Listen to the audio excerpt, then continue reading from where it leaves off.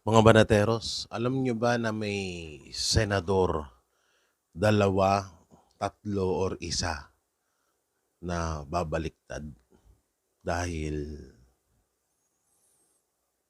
para hindi siya pag-initan or hindi idikdik or hindi ituloy yung mga kaso laban sa kanya. At may senador na naguhudas, no? May senador na pinapakalat sa lahat na siya yung, alam mo yun, siya yung parang, um, basta, tsaka ko ikukwento sa inyo yan.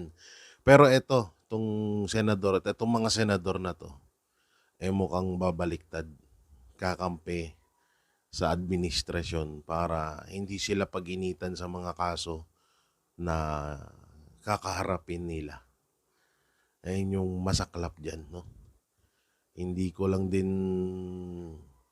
hindi ko lang din masyadong maipaliwanag or hindi ko lang mapagtanto sa isip ko na kung si Pangulong Duterte na napakatanda na, nagsakripisyo siya, kung si Pastor Apollo Kibuloy nagsakripisyo din sa edad nilang mga ganyan.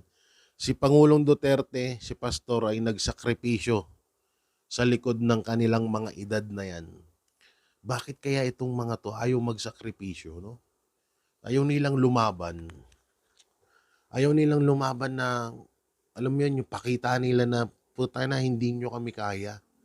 Hindi nyo kami kayang takot-takutin sa mga kasong ibinibintang or gawa-gawa nyo laban sa amin.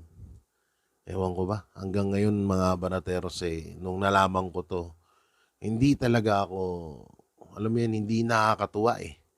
Kasi kung tayo nga, kung kami ng mga vlogger, na halos wala namang kaming napapala nga dito, puro lang talaga kaso ang inaabot namin, pero andito pa rin kami, nakikipaglaban, dahil yun nung nasa isip namin eh. Kung si Pastor nga, sa edad niyang sabihin na nating nasa 70 plus, nagsakripisyo siya.